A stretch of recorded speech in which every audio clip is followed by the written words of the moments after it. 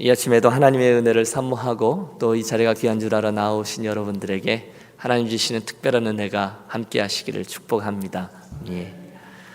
저와 여러분은 요즘에 이스라엘의 그 통일 왕조가 남북으로 분열되던 시기에 일어난 일들을 살피면서 영적인 배움들을 얻고 있습니다.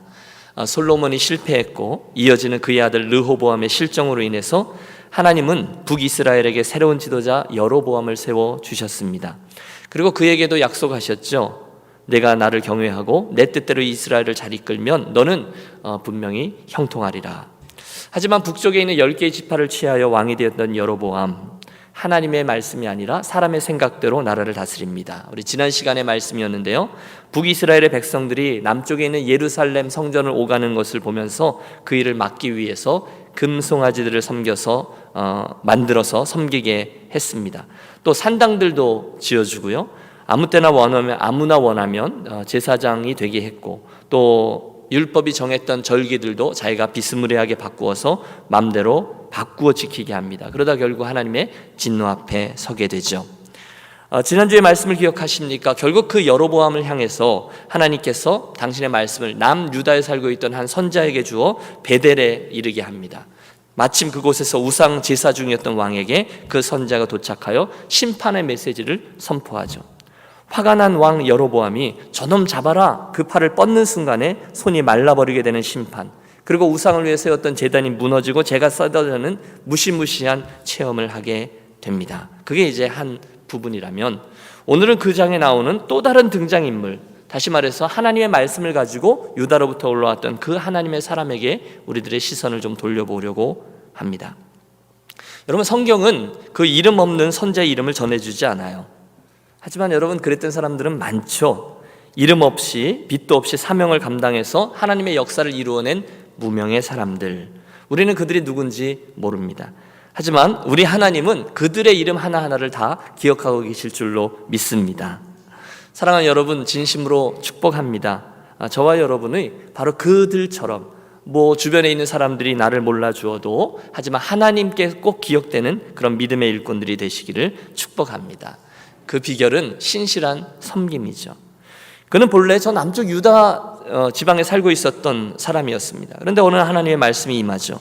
북이스라엘에 가서 북이스라엘 왕 여로보암에게 나의 이 저주의 말씀을 선포하라 라는 사명이었습니다. 순종합니다. 하지만 그에게 맡겨진 그 사명이 너무도 중요해서 그는 북이스라엘 땅에 들어갔을 때부터 먹지도 말고 마시지도 말며 왔던 길로 다시 가지도 말라라는 심각한 명령을 받고 떠나왔습니다. 흔들림이 없어야 한다, 이런 뜻이겠죠. 아무리 강한 사람, 아무리 강한 확신을 갖고 있었다 할지라도 보통 사람으로는 쉽게 감당할 수 없는 중요한 사명이었습니다. 여러분, 어떻게 일개 왕 앞에서 당신 하나님께 불순종했으니 당신은 망하게 될 것이요 라는 말씀을 누가 쉽게 선포할 수 있겠습니까? 정말 죽을 각오를 해야 했던 그런 사명이죠. 그런데 그가 그것을 해냈습니다. 담대하게 하나님의 말씀을 선포했습니다. 또 하나님께서 그의 그 말씀 선포에 기적으로 응하셨습니다. 말씀드렸던 대로 자기를 향해서 손을 뻗었던 여로보암의 손이 말라버리고 단이 무너지는 등 초자연적인 일이 진행됩니다. 누가 감히 나서서 저놈을 어떻게, 이렇게 나설 수가 없는 초자연적인 일들이었어요. 여로보암 왕이 저놈 잡아라 할 때 그 내뻗은 손이 말라버렸다고 했어요. 여러분, 그 장면을 상상해 보십시오.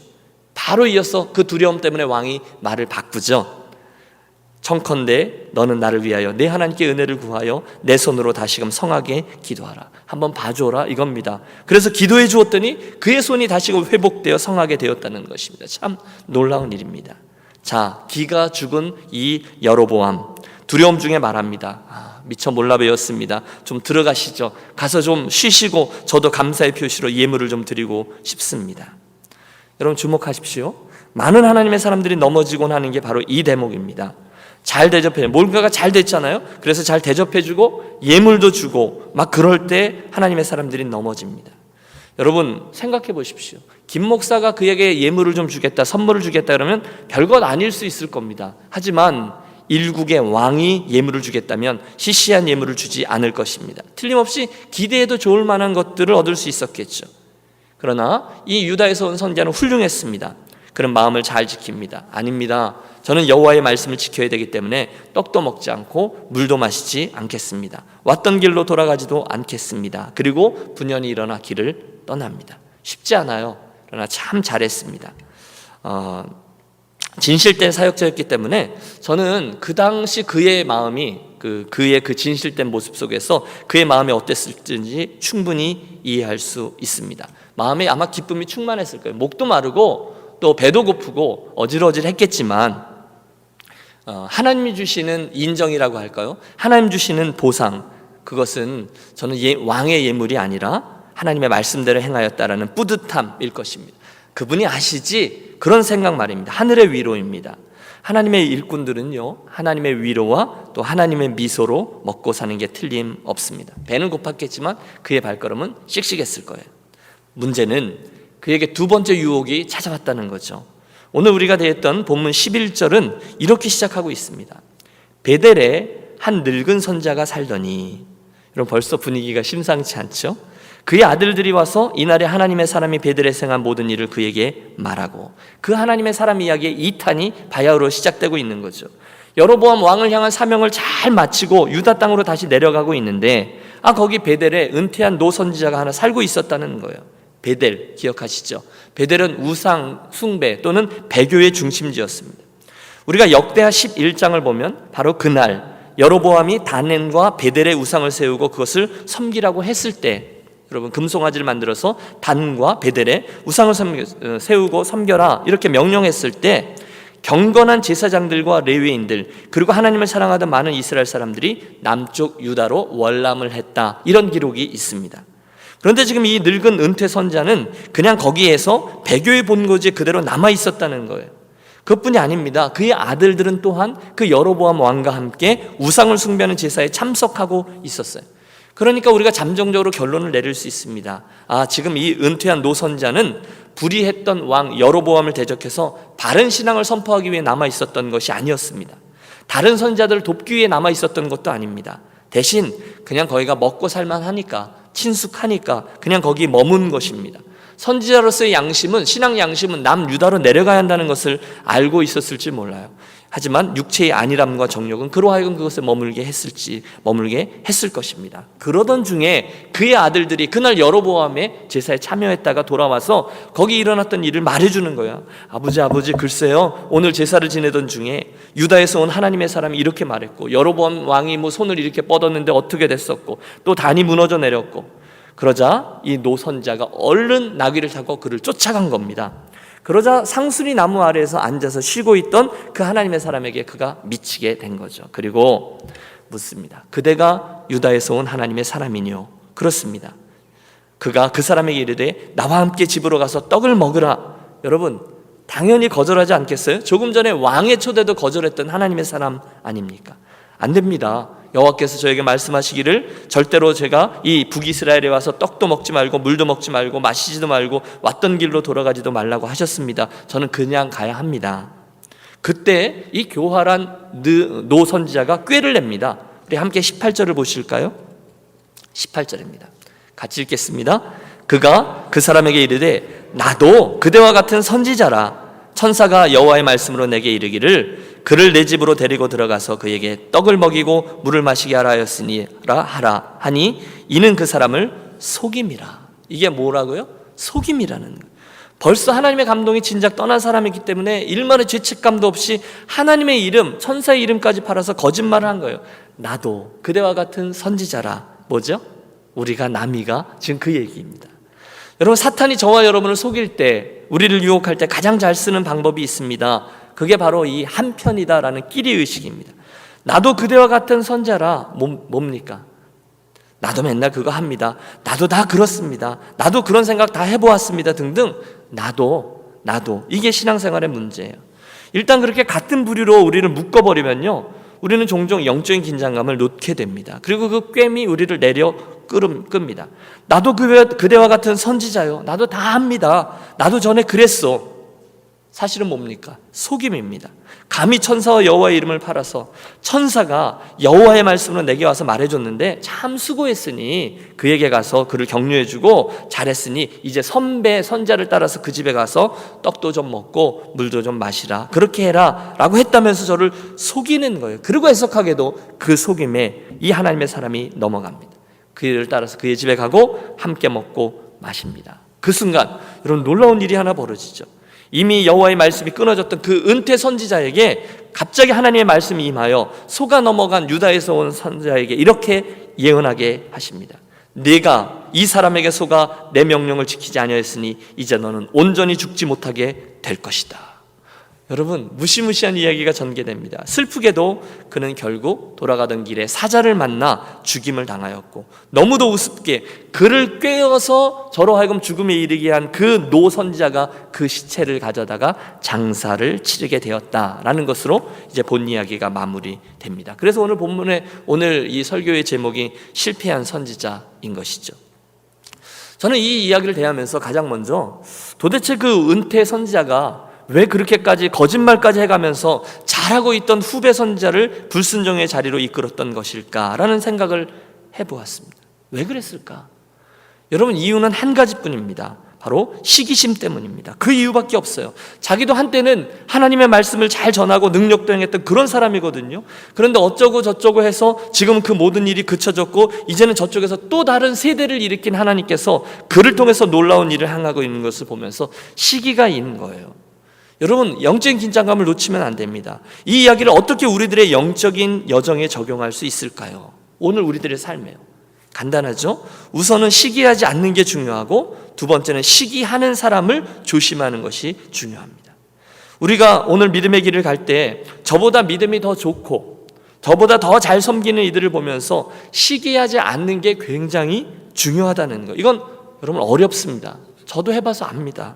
저보다 더 신실하게 잘 섬기고 저보다 더 하나님에게 의해서 존귀하게 사용되는 다른 동료 목회자를 보면 시기심을 감당할 수가 없습니다. 여러분도 그렇지 않습니까? 여러분보다 늦게 예수를 믿은 분이 여러분보다 더 열심히 주님을 섬기고 더 열심히 또는 다른 사람들에게 칭찬을 받으면 내 마음속 저 깊은 곳에 누르고 눌러도 이런 시기심이 있습니다. 차라리 여러분, 어려움은 인내할 수 있습니다. 배고픔은 우리가 좀 고생하면서 참으면 돼요. 하지만 시기심은 약이 없는 것 같아요. 이건 처절한 자기 싸움, 그리고 자기의 분복과 달란트를 인정하고 다른 이들의 달란트와 분복을 존중하는 것이 절대로 필요합니다. 그렇지 않으면 누가 좀 잘 되면 시기가 나서 병이 됩니다. 안 된다는 거예요. 여러분, 진심으로 권합니다. 최선을 다해서 시기하지 않는 그리스도인들이 되시기를 권합니다. 이건 저와 여러분이 이빨을 꽉 깨물고 노력해야만 하는 거예요. 누가 주인인지 우리가 인 크라이스트, 그분 안에 서 있다는 것을 기억할 때 우리는 시기하지 않을 수 있습니다. 반대로 저와 여러분이 좀 잘 될 때가 있습니다. 왜 믿음의 길을 가다가 좀 하나님의 은혜가 막 임하고 그럴 때 있지 않습니까? 이건 하나님의 축복에 틀림없어, 그런 생각이 들 때, 그래서 저와 여러분의 삶에 막 익사이딩한 일이 막 생겨날 때, 그때 아십시오, 우리 주변에는 반드시 그런 나를 넘어뜨리고 나를 끌어내리고, 그래서 우리들의 그 하나님을 향한 수준을 자기들 수준으로 끌어내리려고 하는 존재가 있다는 사실을 말입니다. 누구입니까? 마귀입니다. 거짓의 앞잡이입니다. 마귀는 시기를 해요. 그래서 하나님의 사람들을 충동질해요. 야, 누군 그 정도 못 해봤는지 아니야? 뜨거워도 잠깐이야. 너도 별 수 없을걸? 참 운이 좋아. 여러분, 하나님 앞에 신실하게 걸어가려고 할 때 말입니다. 가정에서 하나님의 형통함이 임할 때 말입니다. 교회 공동체가 평안해지고 하나님의 은혜가 흘러갈 때 말입니다. 기억하십시오. 그때 우리를 시기하는 마귀는 어떻게 해서든지 그 집에, 그 교회 공동체 안에 문제의 씨앗을 심습니다. 어떻게 해서든지 하나님의 사람들이 잘 나가는 것을 넘어뜨리려고 해요. 잡음이 생기는 요소들을 구석구석에 던져놓습니다. 오죽하면 오늘 본문은 은퇴한 하나님의 사람이겠습니까? 예외 없습니다. 그러므로 기억합니다. 우리들이 으쌰으쌰하고 믿음의 길에, 섬김에, 그런 곳에 하나님의 은혜가 있고, 또 사람들이 야 잘한다, 야 저 사람 참 좋다, 또는 유니온교회 참 좋다, 이렇게 이야기할 때에 혹시 우리를 어떻게 해서든지 자기들 수준으로 끌어내리려고 하는 속임수를 쓰며 다가오는 사람도, 마귀의 괴계가 있음도 여러분 분명히 예상하고 준비해야 될 것입니다. 별것 아닌 일이 내 삶에 벌어지는데 별것 아닌 일이 이상하게 우리를 엮습니다. 설명이 안 돼요. 마귀는 우리들의 연약함을 너무도 잘 알기 때문입니다. 그러므로 무엇보다 내 마음을 지키라, 생명의 근원 이거에서 남이니라, 그분의 음성을 함께 기억하겠습니다. 한번 따라해 주십시오. 인생이든 교회이든 시기하는 존재가 있다. 예. 혹시 여러분 요즘 살만하십니까? 혹시 여러분의 가정이 요즘 좀 괜찮으십니까? 혹시 여러분 유년 공동체가 조금 더 나아지셨습니까? 그렇다면 우리가 하나님 앞에 깨어서 먼저는 내가 시기하는 자가 되지 않고, 두 번째는 나를 이용해서 시기하는 자가 일하지 아니하도록 깨어서 기도하는 것이 필요합니다. 이게 오늘 우리가 본문에서 늙은 선지자에게서 보는 첫 번째 영적 교훈이죠. 두 번째로 생각해 볼 것은 그 하나님 사람의 입장입니다. 왜 넘어졌을까입니다. 여러분, 그가 얼마나 충성스럽게 일했습니까? 그런데 왜 이렇게 갑자기 처절하게 넘어졌을까요? 우선 맡겨진 일을 성공적으로 잘 수행했다라는 안도감이 그의 영적인 긴장감을 놓치게 했을 수 있습니다. 여러분, 아쉽죠? 마귀는요, 언제나 놀라운 사명을 잘 감당한 이들에게 와서 그들을 넘어뜨리고 유혹합니다. 성공 뒤에 조심해야 되고 남들의 박수갈채를 조심해야 되는 이유가 여기 있습니다. 엘리야가 언제 넘어졌습니까? 갈멜산에서 놀라운 승리를 경험한 후에 로뎀나무 아래서 거꾸러져서 죽기를 구했던 것을 기억합니다. 다윗도 광야에 있을 때는 살아있는 영성을 소유했었어요. 하지만 그가 모든 나라를 소유하고 나라가 평안해지고 그의 모든 대적들이 다 물리쳐졌을 때 유혹에 넘어갔다는 사실도 기억합니다. 같은 교훈이에요. 마귀도 오늘 우리들의 연약함을 잘 압니다. 우리가 성공한 뒤에 뭔가가 좀 잘 되었을 때 더욱 깨어 경성해야 할 것입니다. 저가 실패했던 두 번째 원인은요, 말씀을 빙자한 속임수에 넘어갔다는 거예요. 노 선지자가 이렇게 접근하죠. 나도 하나님의 사람이라 여호와께서 천사를 통하여 당신을 대접하라 했다. 그 말에 저가 속아 넘어간 것입니다. 여러분, 마귀가 얼마나 간교한지요. 그가 말씀의 사람임을 알고 하나님의 말씀을 빙자하여 속였다는 거예요. 여러분, 여호와의 말씀이 여기서는 이렇고 저기선 저렇다면 우리가 어떻게 믿음의 길을 가겠습니까? 하나님이 상반된 말씀을 주시지 않아요. 며칠 전에 결코 먹지도 말고 쉬지도 말라 말씀하셨던 그 하나님께서 다른 선지자를 통해서 이제는 먹어도 된다라고 나에게 말씀하시는 분이 아니시라는 거예요. 하나님은 인생이 아니시니 시건치 않으시고 인자가 아니시니 후회가 없으시도다. 사도 바울은 빌립보서 1장 9절에서 너희로 지극히 선한 것을 분별할 줄 알기를 구한다, 이런 기도 제목을 알려주었습니다. 여러분, 선지자도 넘어졌습니다. 그렇다면 오늘 저와 여러분도 매일매일 엊그제 들었던 말씀이 아니라 오늘 내 삶을 이끄는 말씀을 붙잡고 살아가야 되겠죠. 마지막 포인트인데요, 이어지는 말씀을 보면 굉장히 느낌이 이상합니다. 좀 복잡해요. 자기가 유혹해서 하나님의 말씀을 불순종하게 시킨 그 젊은 선지자에게 자기 입으로 예언의 말씀을 전하는 노 선지자를 보십시오. 그가 당신 너 이제 곧 죽게 될 거야 라고 이야기하는 그 사람 말입니다. 젊은 선지자가 이제 떠나려고 하는데 그 늙은 선지자가 손수 안장을 쥐어줍니다. 그리고 인사를 해요. 그리고 잠시 후 저 아래쪽 길에서 올라오던 사람들이 성읍에 도착해서 이야기를 합니다. 길을 가다가 어떤 사람이 사자에 물려 죽은 것을 보았다는 거예요. 은퇴 선지자가 깜짝 놀랐겠죠. 바로 자기가 그 일이 벌어지게 한 장본인이거든요. 그래서 급히 그리로 내려가서 그 시체를 거두어서 장사를 지냅니다. 그리고 자기 묘실에 둬요. 그러면서 아들들에게 아주 희한한 예언을 합니다. 아니, 유언이죠. 내가 죽거든 이 하나님의 사람을 장사한 그 묘실에 나를 장사하되 내 뼈를 그의 뼈 곁에 두라. 그가 여호와의 말씀으로 베델에 있는 단을 향하고 또 사마리아 성읍에 있는 모든 산당을 향하여 외쳐 말한 것이 반드시 이룰 것임이라. 여러분, 상황이 이렇습니다.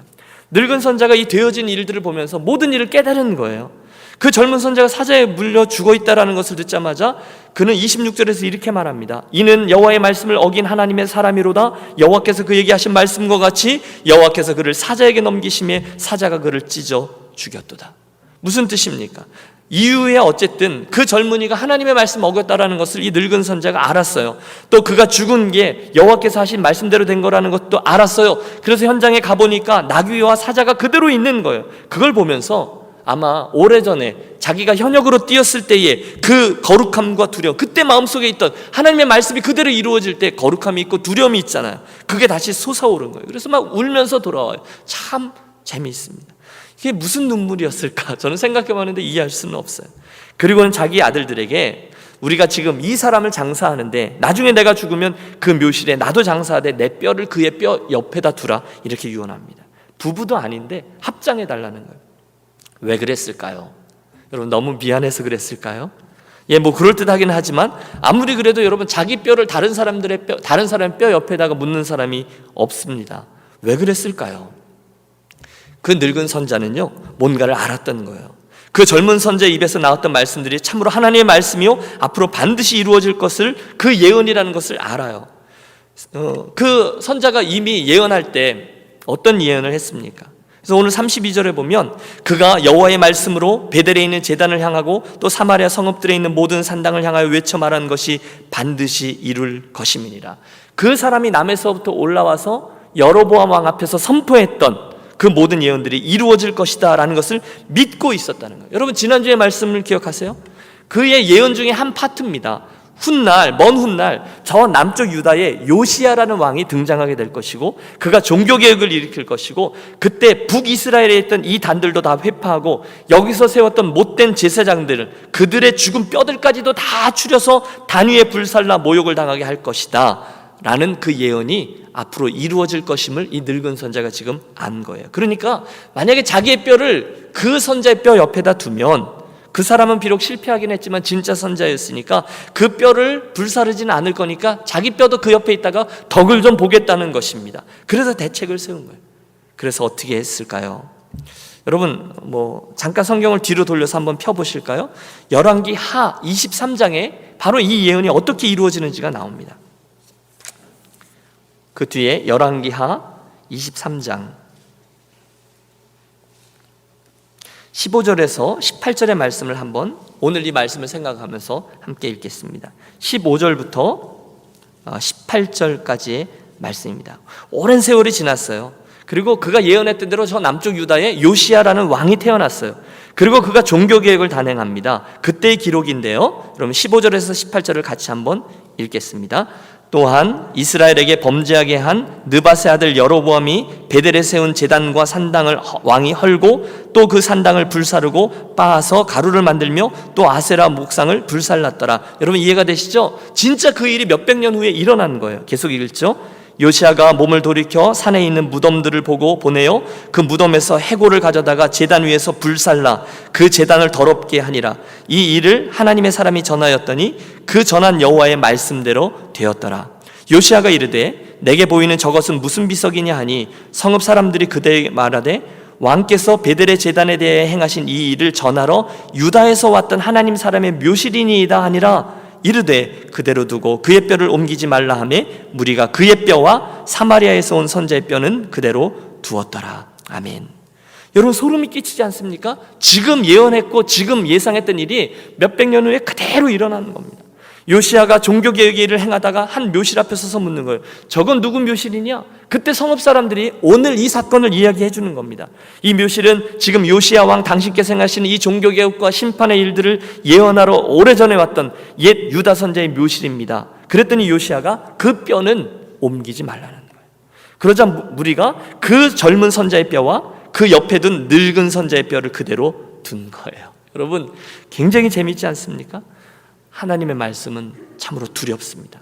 왜? 그대로 이루어지기 때문이죠. 시간과 공간을 넘나드는 이야기예요. 여러분, 몇백 년 차이지만 이 사람들이 그 예언을 했고요, 그 예언을 준비하여 이 늙은 선지자가 그 옆에다 자기 뼈를 묻은 거예요. 하나도 어긋나는 법이 없습니다.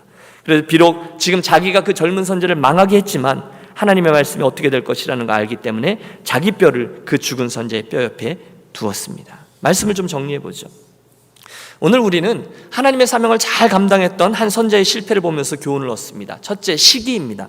남들이 잘 될 때 시기하지 않고 청직의 태도로 반응해야 할 것입니다. 축복하고 칭찬하고 격려하고 축하하는 일을 습관하는 게 중요합니다. 남이 잘 될 때 잘 되었다라고 말하는 게 결코 쉽지 않아요.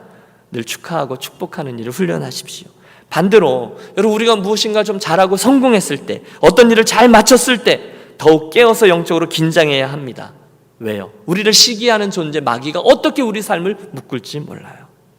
그 노 선지자는 시기심 때문에 망했고요, 젊은 선지자는요 영적인 긴장감을 놓쳐서 실패했습니다. 한 가지만 더 지적한다면, 저는 오늘 이 마지막 이 노 선지자가 무덤에 대해서 얘기했던 것과 어떻게 성취되었다는 점에서 하나님 말씀의 변함없음과 위대함, 거기에 우리가 잘 반응해야 한다는 점도 지적하고 싶습니다. 그날 젊은 선지자는 하나님의 말씀을 빙자한 속임수에 넘어갔어요. 그에게 문제는 뭐죠? 어제의 말씀은 있었지만 오늘의 말씀이 없었기 때문입니다. 우리들에게 주시는 교훈은 분명합니다. 저와 여러분에게 어제의 삶을 움직이는 말씀이 있을 겁니다. 또 어제의 은혜가 있을 겁니다. 하지만 더 중요한 것은 오늘의 말씀, 오늘 순종할 현재형의 말씀과 오늘 주시는 하나님의 은혜가 필요하다는 것이죠. 여러분 벌써 10월로 넘어왔지 않습니까? 이제 마지막 회기가 나왔어요. 10월, 11월, 12월. 여러분, 저와 여러분이 선한 욕심을 가지고요, 좀 더 살아있는 하나님의 말씀을 현재형으로 바라고요, 듣고요, 읽고요, 묵상함으로 과거에 안주하지 아니하고 오늘의 말씀을 붙잡고 살아가서 본장에 나오는 이 실패한 선자의 길이 아니라 매일매일 순종하고 하나님을 맛보고 또 승리하는 길을 가는 저와 여러분이 되시기를 축복합니다. 기도하겠습니다.